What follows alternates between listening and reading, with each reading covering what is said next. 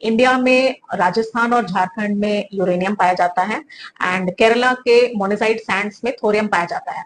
अब आप comment box में जाओ और मुझे फटाफट इंडिया की मेजर न्यूक्लियर पावर स्टेशंस के नाम बताओ।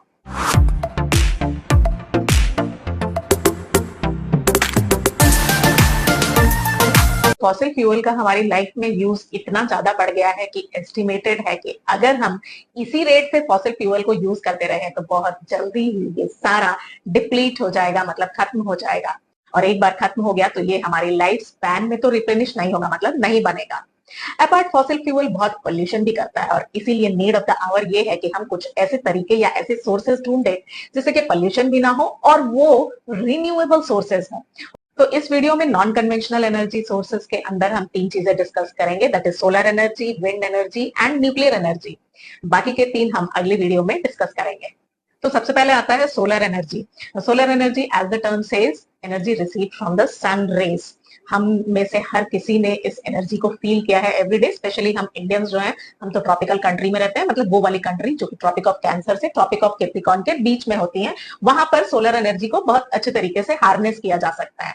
तो इस सोलर एनर्जी को हम सोलर सेल्स में ट्रैप करके इलेक्ट्रिसिटी प्रोड्यूस कर सकते हैं और बहुत सारी सोलर सेल्स को जोड़कर सोलर पैनल्स बनती हैं to generate power for heat and light. फिलहाल हम इस एनर्जी को solar cooker, solar heater, solar dryer या कम्युनिटी लाइटिंग के लिए यूज कर रहे हैं और उम्मीद है कि आगे बड़े लेवल पे यूज होगा।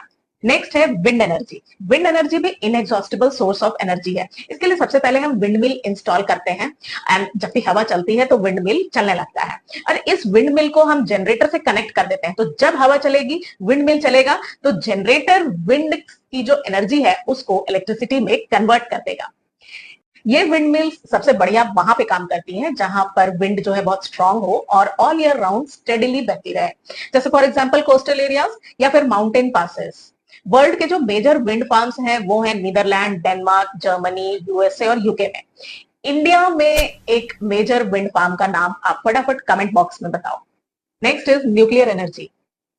Radio active elements like uranium या थोरियम, इनके एटम में जो न्यूक्लियाई होता है उसमें मैसिव एनर्जी स्टोर्ड होती है ना। उसको हार्नेस करने के लिए उन्हें न्यूक्लियर रिएक्टर में न्यूक्लियर फिशन करवाया जाता है। नहीं समझ आया?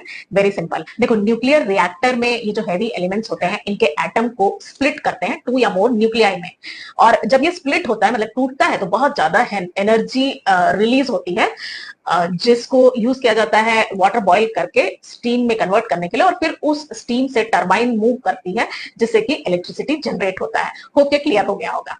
वर्ल्ड में न्यूक्लियर एनर्जी के लीडिंग प्रोड्यूसर्स हैं यूके और यूरोप।